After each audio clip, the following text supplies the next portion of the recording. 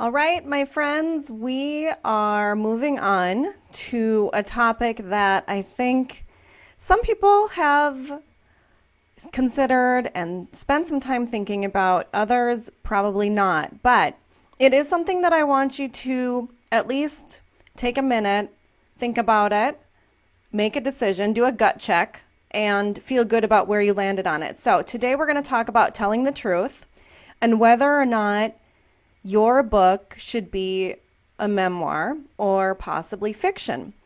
And you may start out with, yes, it's going to be a memoir. But as you start writing, and you might struggle with trying to determine whether or not you are feeling comfortable telling the truth all the time about everything, or are able to talk about a particular person in your life that had a significant role in your story and wanting to protect their privacy and all of that, it gets a little gray in some of those areas. So, first, I want to talk about a couple of the different formats that writers use to tell their story.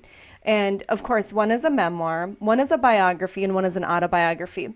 And an autobiography is basically like you writing your book only on facts. You're just giving us your facts. I was born here, then I got married, then this, like it's just a series of facts. A biography is someone's life history written by another person. And so a memoir, how that differentiates itself, is really just a collection of memories written by the person themselves. So you are the one writing your story about these memories, about these events, about the emotion that's tying them together. And that's really the key here. This is a collection of memories, and with time, memories have a way of fading. They have a way of kind of shifting and melding and becoming something that they really didn't start out being. And they may not feel all that factually accurate at some point. And you may sit there and think, like, I know it happened this way, but this is how I'm remembering it. And let's just be clear on this. That's okay. Your memory is going to fail you. It's fallible. there's no technology behind it. You can try jogging your memory by reviewing photographs, having conversation with family members or friends, people who were around at a particular time or know about a particular event. Of course, you're going to be relying on their memory, but it might help you put yourself back in that place a little bit.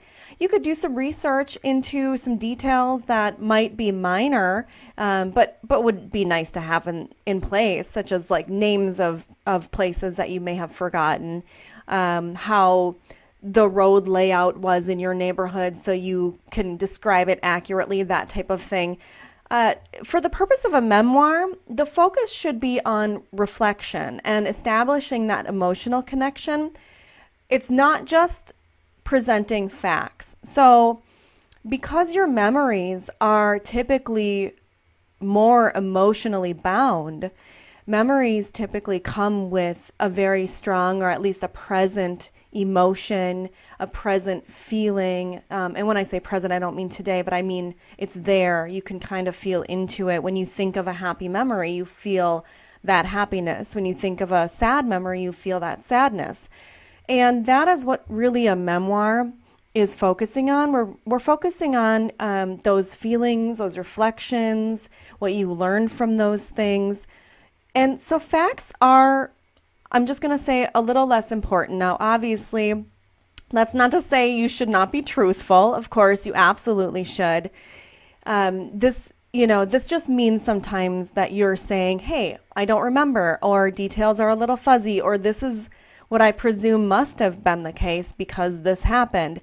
There are so many instances in excellent memoirs written that have these little blurbs in there. Like, I'm recalling this to the best of my ability, and please know that some of these events are fuzzy for me, and I'm not filling things in or I'm not making them up, but I'm just presenting to you what I remember and what I recall.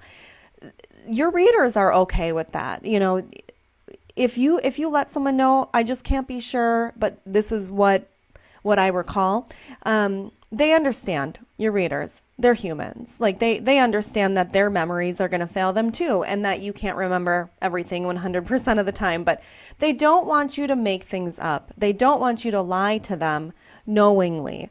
If you remember something that didn't actually happen that way, and it's the way you remember it genuinely, that's okay. But really ask yourself if you're feeling like you need to make things up in order for your story to sound better or flow a certain way, or to connect your events, your scenes, your memories in a way that helps you really nail your theme or something like that. If you're feeling like you're trying to force a puzzle piece in with another puzzle piece that's not quite fitting, and you want to try to shave off a little bit here and there, or add a little bit here and there to make it work better, that's kind of a red flag that you should really be asking yourself. Is this truly a memoir? Can I stand beside this and say this is what I recall best, to the best of my ability? Or should it be fiction because I am filling in some gaps with things that are fabricated and things that are probably very close to reality, but I know they're not how it happened. So let's talk about this. Let's talk about fiction. And let's talk about whether how you should be writing fiction instead. There are 3 points I want you to gut check yourself with. 3 things that I want you to ask yourself to really help you decide. First, is your story a true account? Can you stand beside it and say it accurately reflects what really happened as you experienced those events and as you recall them? Are you comfortable and interested in writing the truth? Are you okay with that? No matter how embarrassing or shameful or difficult or raw those emotions might be, are you okay writing those down and sending them out into the world to be judged by strangers? It's a very, very difficult thing to get comfortable with. But if you truly are not, and if you're not ready to talk about it, it could be a timing thing. Maybe you'll come around to say, like, I'm just not ready right now, and that's perfectly okay. But if you're feeling like, no, I never really want to talk about this, or there's a certain section of my story that I'll never, ever be able to write about, or, there's this whole character person, in my story that I can't actually include, fiction may be a better fit. It depends on the book and whether or not that really impacts your story, or it feels like you're just leaving something out and the readers are like, where'd this come from? You may feel like it makes sense, but your readers are going to be able to sniff out that you're hiding something or leaving something out. I don't want to say hiding something like you're doing it to trick them, but you're intentionally leaving something out. They could pick up on that. So number 2, you may consider writing your story as fiction if you're not able to include those necessary people in your memoir without upsetting them, or if you might tell a story that would offend them or cause some serious drama in your family or trouble with people that you care about. That's a serious consideration. There are obviously privacy concerns around writing about real life events, and you're going to probably need to take some necessary steps to get permissions to include people in your book. But there may be people who say, no, you don't have my permission, or no, I don't want you to write about that. And to some degree, and of course, here's my disclaimer, like, I'm not a lawyer. I don't play one on Facebook. But you may be able to still include events and people in your book, by changing their names, maybe changing physical characteristics about them or their personalities so that it's difficult to discern who that person is in real life. And that doesn't hurt the integrity of your story. But if you feel like you're really shifting things a lot and you're not staying close to what the truth is, like for example, if someone had brown eyes and you changed it to blue eyes, fairly what is the word here? Inconsequent? No, that's not the word. It's a small thing. What is that word? It's a small thing, okay? It doesn't have a huge impact on your story. If you change maybe a gender, that might have more of an impact. Maybe it was a male to a female or whatever. There may be more of an impact to your story. You're going to have to be the judge of that because you know your story and only you can tell it the way that it needs to be told. But if you feel like you're making too many changes in order to protect someone or not offend someone, it may be bordering closer to fiction, and you may have to make that call that, hey, instead I'm writing a novel. And with that comes some benefits of being able to have a little bit more fun with some other things. So it's not all that bad. It's just not a memoir at that point. You just have to make that decision. So third, if you just cannot remember what happened at all, and like no amount of research or memory, jogging is going to help, you may consider writing fiction so that you can fill in the gaps with what maybe you assumed happened. And I'm talking like bigger gaps, scenes. Maybe there's just a whole scene in your life you have totally blocked out because it was very traumatic. That happens. That totally happens. But this isn't really something about like the little things like, the breed of your best friend's dog or something, unless that dog is like the star of the show.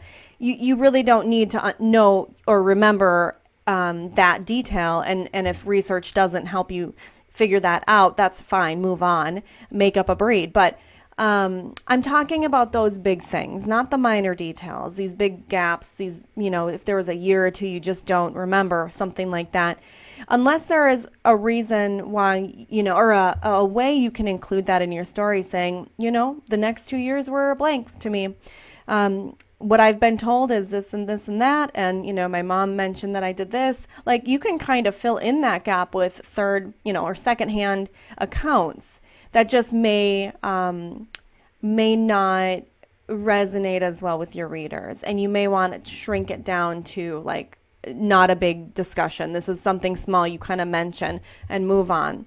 Otherwise, again, consider shifting to fiction so you're able to fill those gaps in a way that maintains, that flow of the story, the narrative drive, that you're not totally making stuff up in a memoir. You're creating a story in fiction that aligns pretty closely with what the truth is, but able to kind of fill those gaps where needed. So in my experience, that privacy issue is a pretty big one. That sways memoirs that sway over to fiction at some point. That's usually kind of the heavier hitter that gets them to change their mind. So before getting too far in your writing, I want you to just sit with this. Ask yourself those 3 things. Sit with that, make a decision, and commit to it. And if you make the decision to write a memoir, you need to be firm on that, and you need to be okay telling the truth. And to throw another pitch out for Beth Kephardt's Handling the Truth about writing memoir, just read it. It's an amazing book, and she talks about a lot of this in there.